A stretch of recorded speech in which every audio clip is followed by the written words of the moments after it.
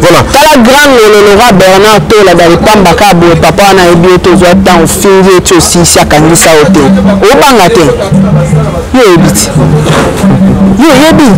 O banga te. Ya skoto muto akufa na e muta kufi, muta zu maladi, muta sala accident likame komele bokanga ndoki. Bokanga ndoki. Bokanga ndoki. Tant muta zo la kela yo sara yo kumbala mutuka o comme aveugle de mon ngote. Ce qu'on est soit comme aveugle, bon le Sarah. Là c'est pelando fallait quand ça on est point. Est-ce que non? Yoka on point na c'est pelando. Vas-y. Sora kanisa ngata ngasala eloko eleki kanisa. OK. Malamu muta manifester kanda na acha na prison. Mais son muta lebité, alobani oni a répondre ta kanisa te ya faut faire très à la leste. Et puis mutumo bote au fil à kitaka yote. C'est à la leste. Mona keza mamba lokuta ngaso na yebi ke mutu azando kino tungolete pona fungola ba porte nusiko zona ke mutu azando chalia ka bata bo marabata sala batu mabe yo moko ka na le pamba bo asale lo to bando finga e o bina ngani Sarah ya okota na vina ngosani o sala napela sani nasuya mali male nikoleleka nasuya tangu batu wa bando futa na yo tabe yo bate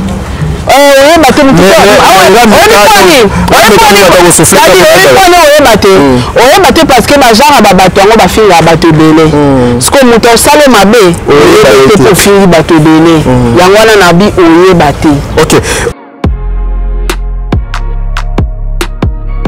Le ba ma lobby c'est le lobby cadre monsieur Sili. Voilà, na lobby boye Sarah Tola, c'est une grande dame, maman Wikipédia.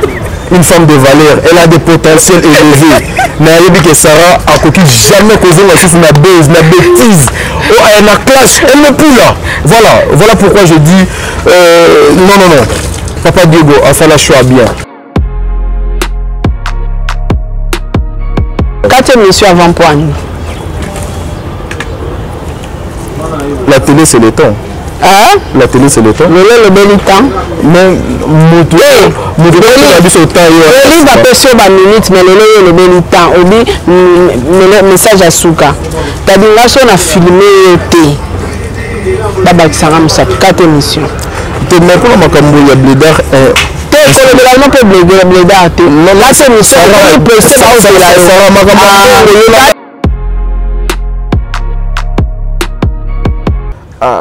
J'avais un réalisateur qui était très intelligent, mais bon de livre à remplacer sans pour autant couteau. Nasenga de Panzambi. Voilà, ça n'est fini pour aujourd'hui. Bon de livre, toka bonne to kutani malasi. Tata caméra na. Allo bien. Did somebody say that Majabu Gospel is coming to the United States? Yes. Majabu Gospel is coming to America. Pour la toute première fois, Majabu Gospel aux États-Unis d'Amérique. On the 16th of January, it is happening in Portland, Maine. An amazing, life-changing and epic concert. Et le 23 janvier 2022, bien sûr, à Dallas, Texas. Je peux m'imaginer combien la gloire de Dieu sera présente. For 2022, it's gonna be glorious. The whole Majabu Gospel team will be there. And we cannot wait to share this moment with you. Retenez ça très bien. Le 16 janvier 2022, nous sommes à Portland, Maine. Et le 23 janvier 2022, à Dallas, Texas. Invite a friend, save this to date, because you don't want to miss it. And I hope to see you there. Soyez bénis.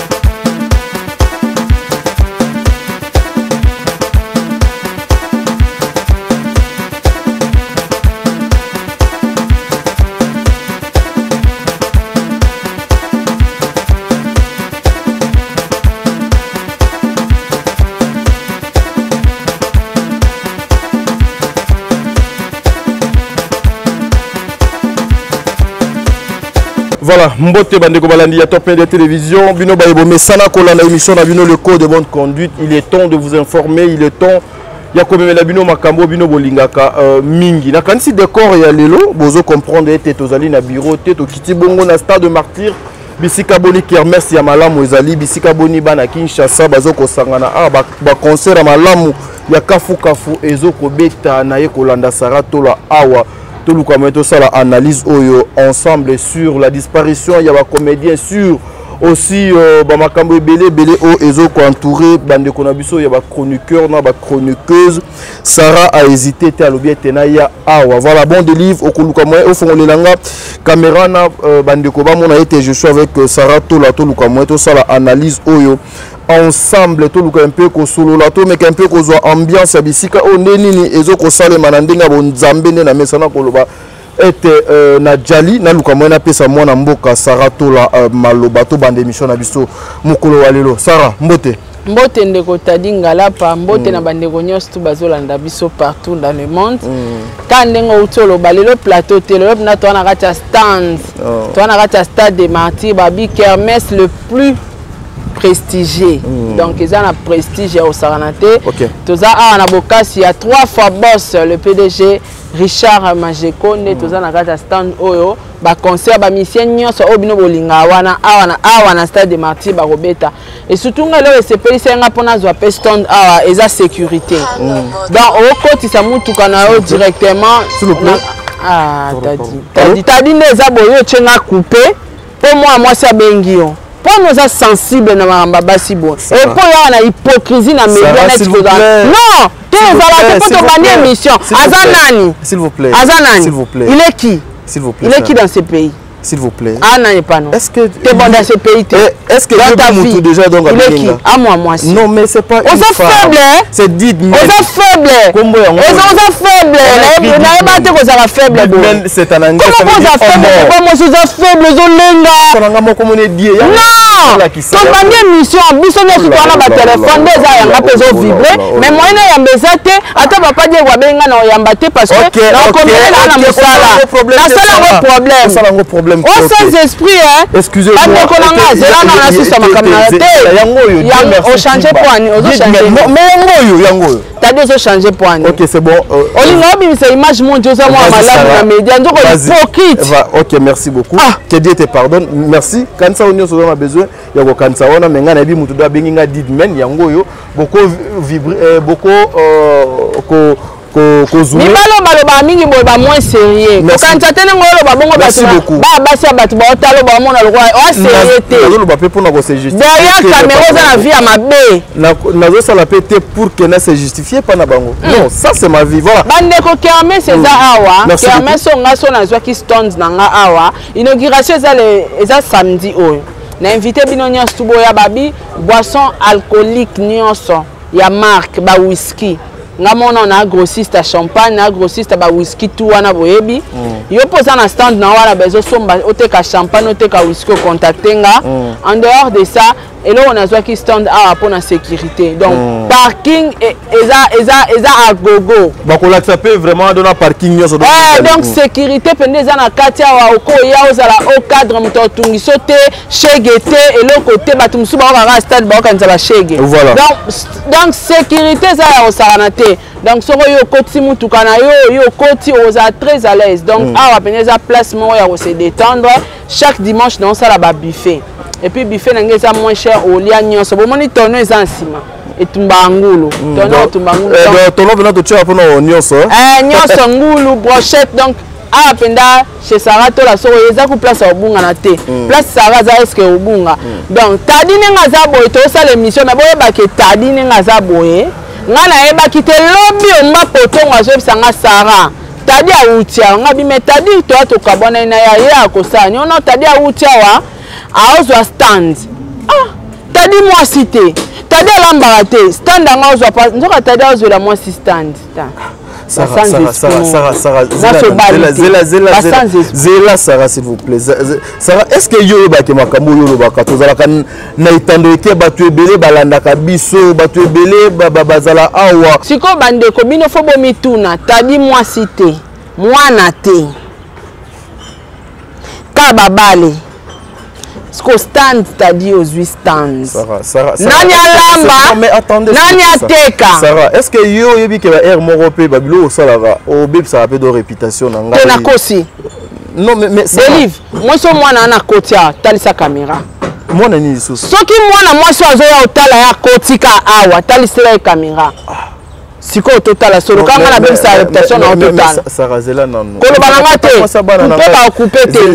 Ba couper te te nango bongo tina suka. Sarah s'il vous plaît. Na so vérité. Ngami so ya na porte. Ozala tata mwasi abana na ngati. Obota te. Soki na boti yo ozala tata mwasi abana na nga. Voilà. Chango na piti. Oye bani pete soko ko bota. S'il vous plaît. Sarah s'il vous plaît. Na tunaka yo. S'il vous plaît. Est-ce que moi si dans le passé, est-ce que moi c'est savoir au box moi c'est soy. S'il vous plaît, on fait quoi là? Papa comment on fait quoi Sarah? On fait quoi s'il vous plaît? On fait l'émission. Ah. Tout ça là babilo côté na ko zo pe standard naza na baleki ya basi na ba cousine na ko zo pe do bana misala ya bali ba yepe awa itadio ama boma kasi so mini itadio zo fungwa mela mwasi.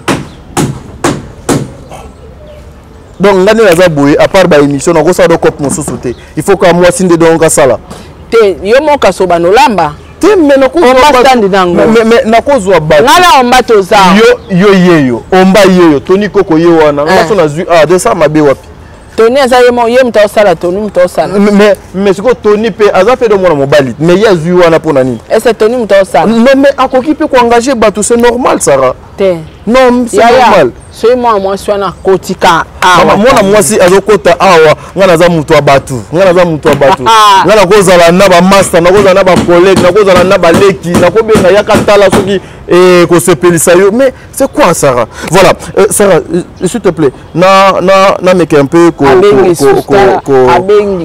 na meka nanu ko mekosolola nanu na yo moi moki Sarah Sarah arrête un peu avec ça oh nom de Dieu.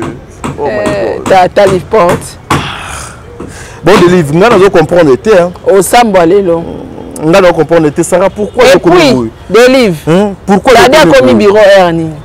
Ngam na la musi t'as dit na mbetu. T'as dit au balora mutana satono. Yewana, yete. T'as dit au balora mutana satono. Allah li fatigué. T'as dit moi t'as dit alam ka 6h yem talam sanga. Ngala marié c'est normal na la mkarita mais tadi mtabenga nga Sarah olali kaka mais lelo ngala bengi tadi tola fatigue na lali na butute ngabi ola na butute ndeni yaka tokutana to sala émission na bureau tikanga na récupérer ta ça wala nyo songa moto na bana biso ke lotika ngala récupérer Delive cha caméra non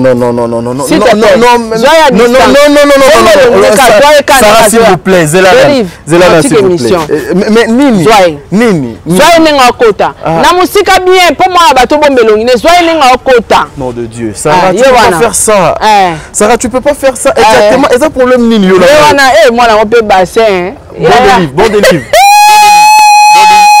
c'est moi qui présentais cette émission s'il vous plaît exactement la caméra na okata mais okata ko la caméra na okata Sarah c'est wana zo ya chekashni moi on peut kitoko Sarah c'est quoi le problème belle sœur aujourd'hui il y a la caméra Sarah bon de livzonga awa tika dans la futilité on a zo émission s'il vous plaît voilà monsieur Bongi Sarah Tola moi je veux monsieur Bongi deliver bon babe deliver za mtu malamu te non mais et ko foutailler tu vois cette de livre et foutailler et foutailler mais faux moi qui na kangio non mais faux faux mais faux oui faux mais oui faux oui mais c'est faux mais je te dis que c'est faux ma chérie bonjour ça va bonjour ça va il y a prends place maman ça va voilà donc ce que tu es en train de penser peut-être mais vas-y parle tu parles pas là tu parles pas t'as dit un petit français t'as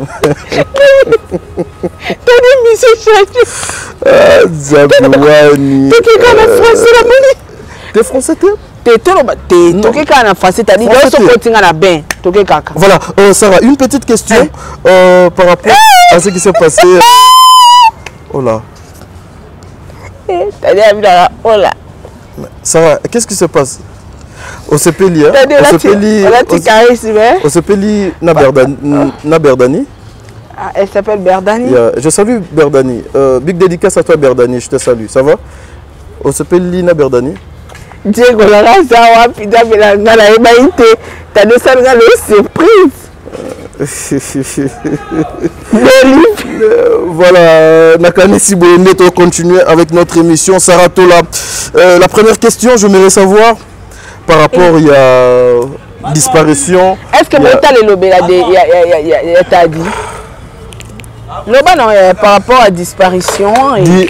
Disparition, il y a artiste monene na combo ya Cheko Batunyon so Bayebaki Asalaki Mosalane Kitoko, Asala SOS, Lelo, Poison et Mémie Naliwa, la famille. Émission. Qu'est-ce qui se passe, Sarah?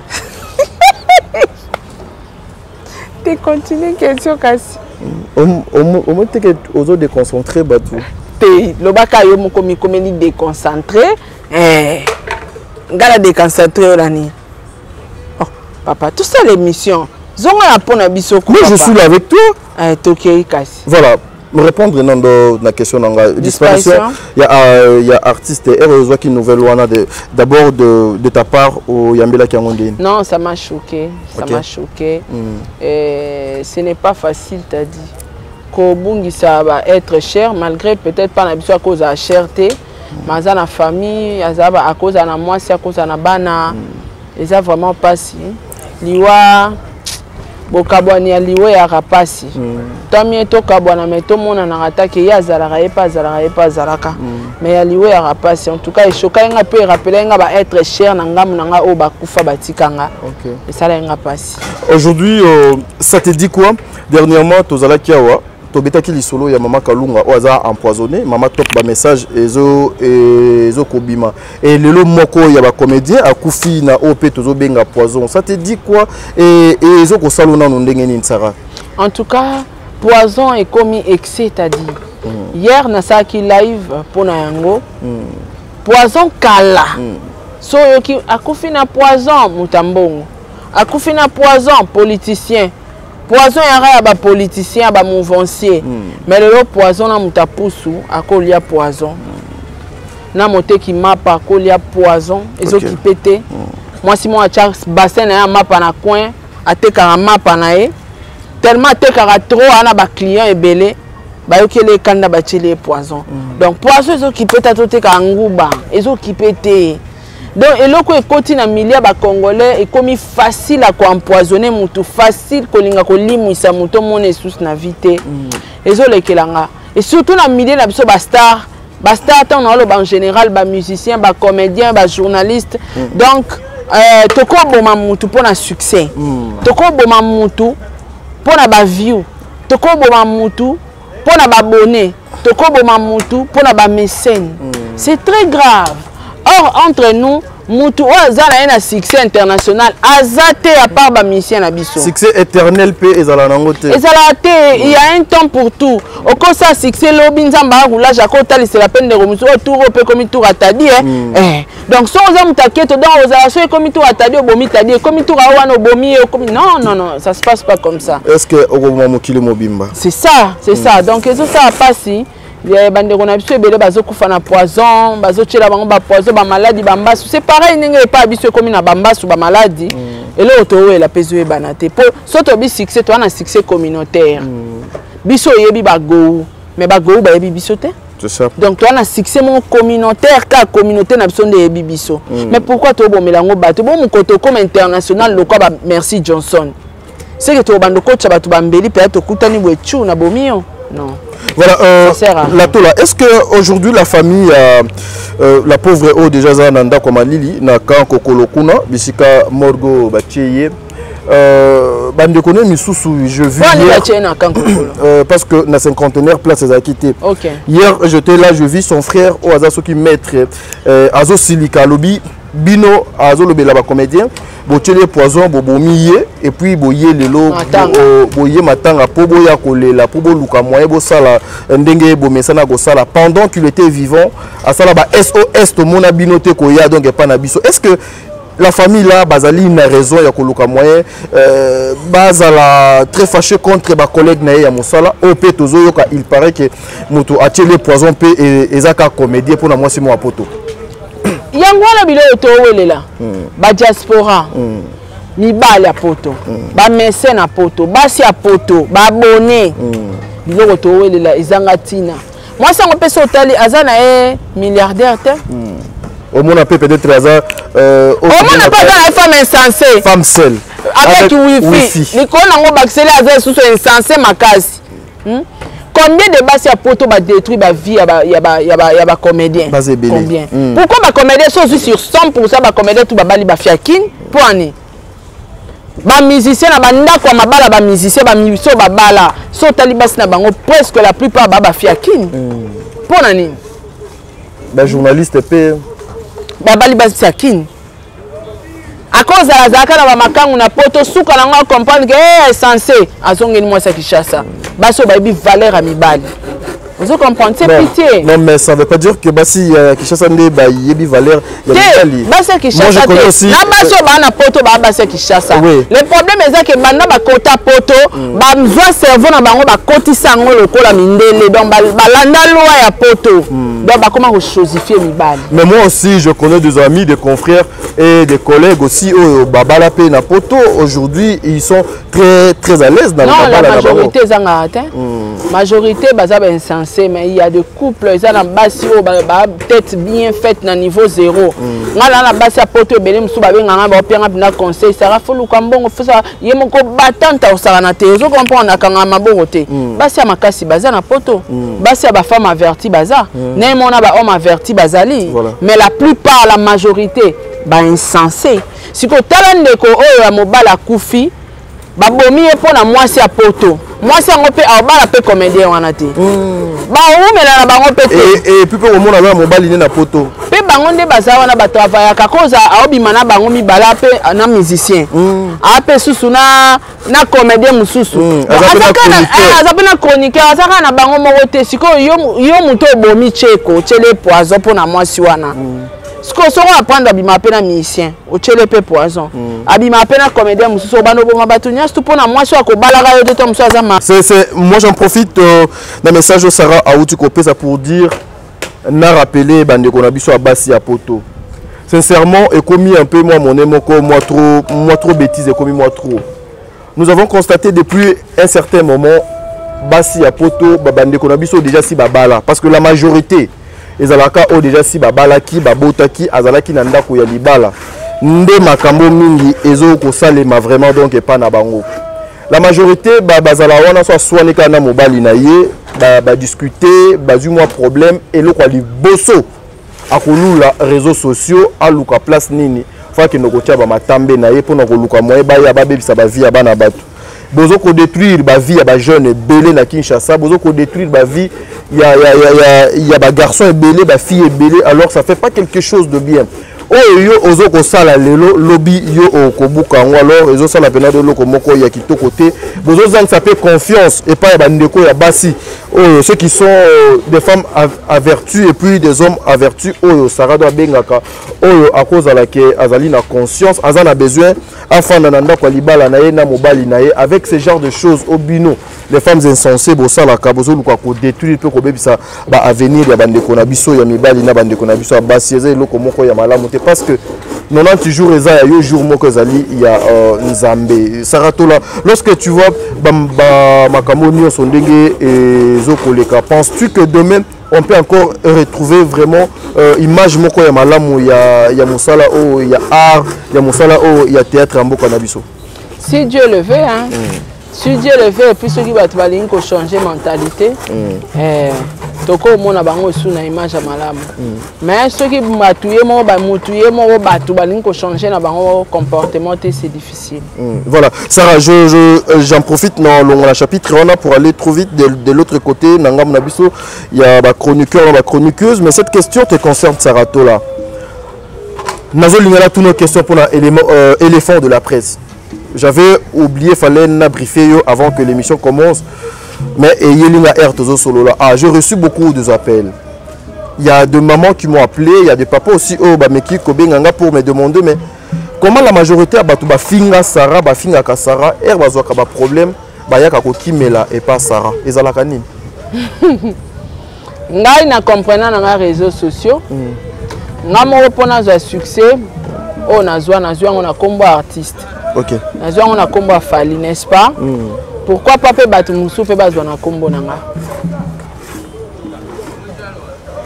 ngai muto ofinga nga soit finga nga moi personnellement na comprendre que muto a besoin de succès toi on a besoin na chaika na kipa na nga te puis na chango na mutema te OK mais so na moni muto ofinga nga longwe na nga ke na famille na nga ke na mobala ke na bana ndoki obina ndoki ke ye penza moi tika te il faut na futise ka to uta faut futa to uta donc ndeko na biso moi ça va calculer nga pe aza ofinga nga mais na bana mona na ngo sens te parce que ma finga na ye eza mona na ke ndeko aluka ba chaika on comprendre ezala na ngo na cop ya ba chroniqueur tout est possible dans le livre signalé ingénieur mais tout est possible ezala na ngo mais sinon ya okanga pela kana na mutema na kanga na ngate mais batu mususu penda ke o bazake ba mi bi place baza o ba leka ba bon ba futa. Hier j'ai répondu une maman qui m'a appelé pour me dire Toyebi Nabiso Makambo et l'éléphant de la presse Azo Salaza est instrumentalisé par Sarah Tola déjà elle y a Azo Makamunae Azo Chakas comme Sarah Tola lokola base mobo donc Sarah Tola moto Azo poussé yé alo malobawana makambwana pendant que Ezali Lokuta. J'ai essayé de parler avec beaucoup de personnes à expliquer d'ailleurs même Sarah ce qui Alexa qui fiwana na live parce que nga mutu na senga ki Sarah na yepse Alexa pour Sarah aboya ki na ye pour éviter ba biloko wana esalema. Je suis plié à Sarah. Même lorsque je suis allé faire mon émission, je suis allé moi seul et bon des livres. Sarah aboya ki na ye. Est-ce que aujourd'hui au me ko faire comprendre na batu que non lorsque tu le fais au sala kapona ko sunga et non pour s'attendre na eloko. Non, s'attendre na net nani. Nga non s'attendre nani. Il va tant agenda sunga ya s'attendre nani. Nga non s'attendre net nani. On s'attend à rien. Et puis la fille a nyokwa mi pour que ngana l'excès émission. Na boyaka na yambaka ete na boyaka. Est-ce que nga pona calculer mutu, nga mona attaquer mutu na kota na guerre na mutu. Il faut na l'excès intermédiaire. Ah ya. Toi attaquer ba héritier coup tout luki ba intermédiaire te. Direct coup direct caméra mbamo na zo fongola. Ya. Pendant plus de 2 mois. Ya, ce que pona vanda boye na fongola rando moko na mutu. Fona luka mutu moko na lekisa ye. Est-ce que ça a sens? Et puis o lekisa mutu nga o aza maladif, a obela. Est-ce qu'il y a un sens? Est-ce que mutu ko raisonner bongo aza insensé. Basi apoto belé ba insensé. Et belé basi au monde qui belé wana musu ba femme mariée mais ba ka te ba vacances na Kinshasa bon. Soke na botel. Ah.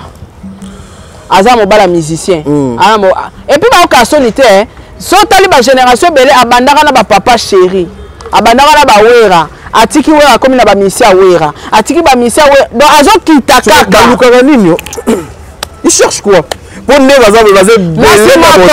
Abimina leader asisi ba mission nyon soit leader wana sans compter ba orchestre mosusu po bango bazako bango ba vivara neti wera na JB ayebi ke wera na JB concurrence ya makasi abima na ba mission JB abima na ba mission wera on comprend mais un poto marié on se comprend mutu pas réfléchir ndengwana clairement aza insensé parce que mututo ayebi que Sarah za na nature ya ba hypocrite ya tara na oloba na mutu ke mututo asanga mabe na foot ici et betanga futa mukilo yeba te ke ba futa mamba e komele eza Sarah ba yeba te Sarah zelana entre parenthèses makambo yo loba o futa na eza mamuni nyo yeba te mais ngana zala na yo mais ko souffler ngami mata lito ina yeba bato to finga to yeba beta dame na bango te OK oyeba te. Voilà. Tala grand Lora Bernard Tola dans les pambaka boy papa na ebi to zo tan fingi eti aussi si akangisa ote. O banga te. Yo ebiti. Yo yebi. O banga te.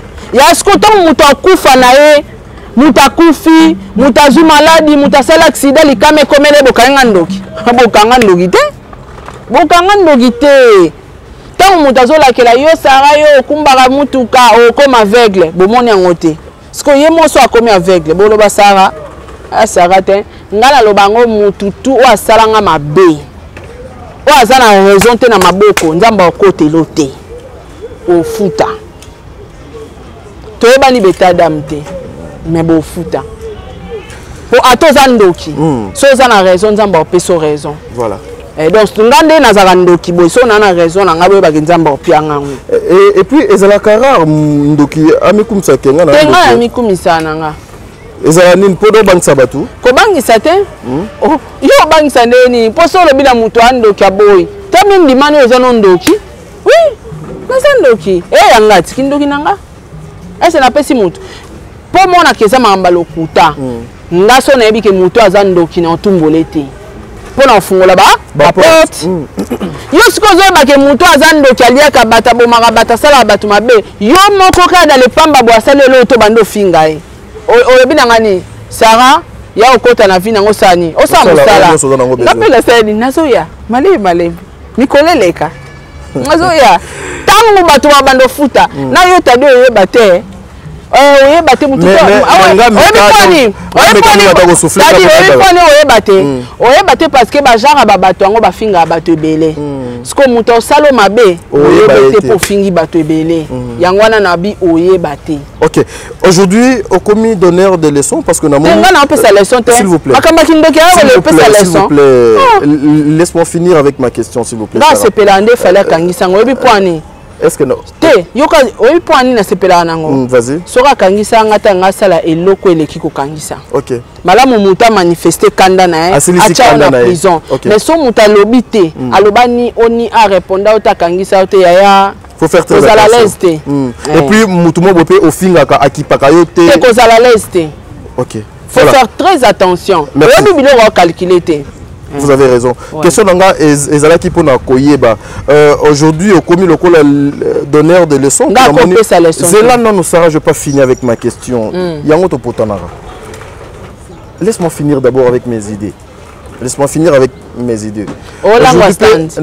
Namoni éléphant de la presse perd. Yépe atike clash oh là.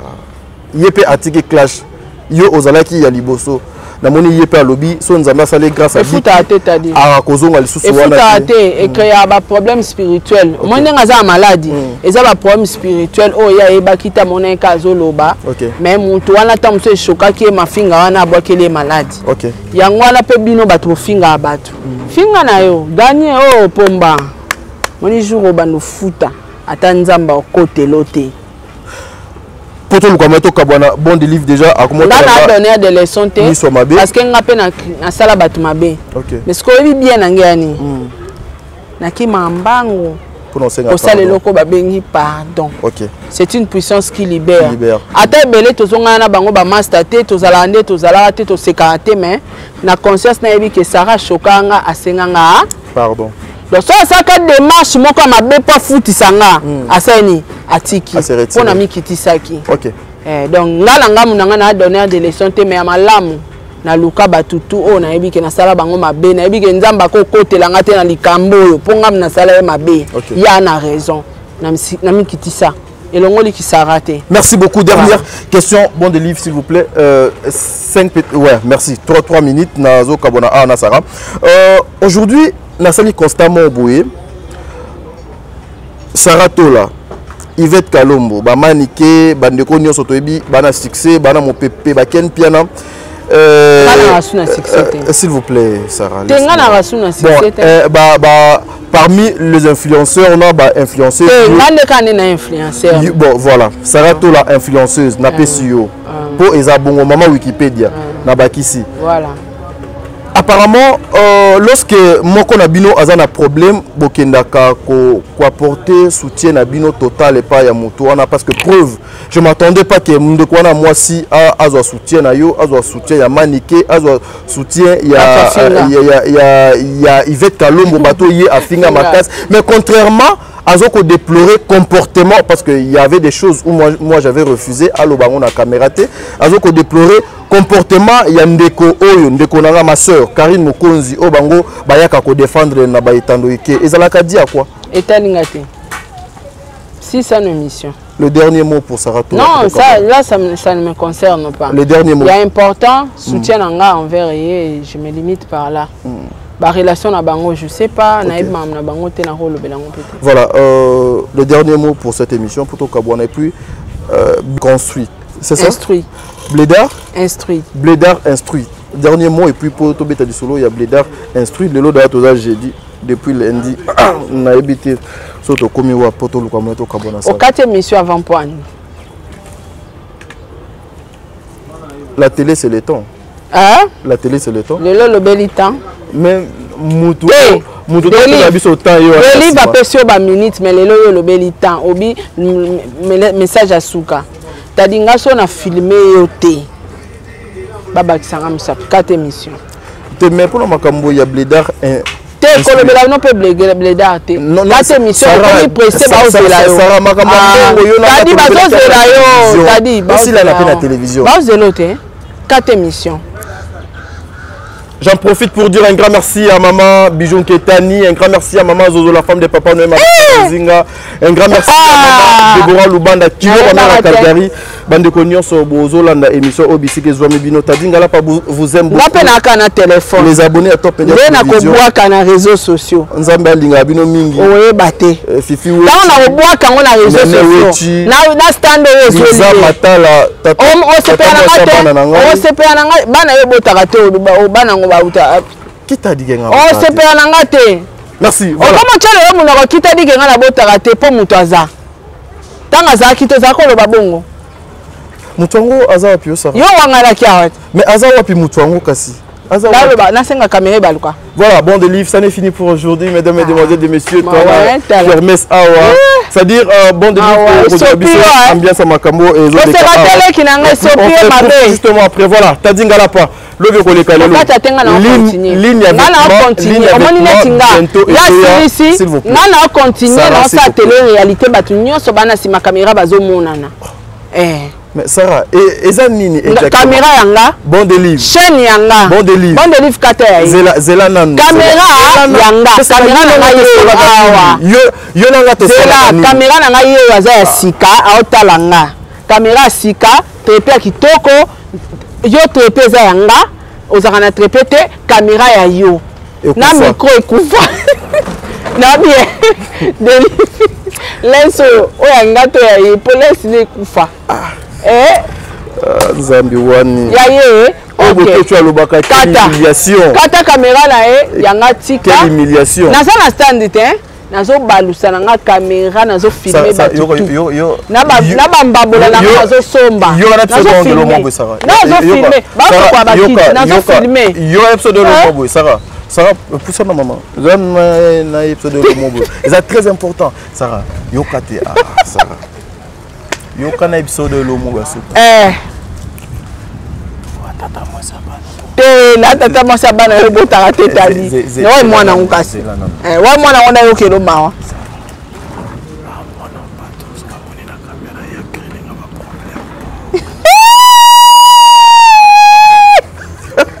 te loba mangambo lobi so lobi ka émission Sili voilà na lobi boye Sarah Tola, c'est une grande dame, maman Wikipédia, une femme de valeur, elle a des potentiels élevés.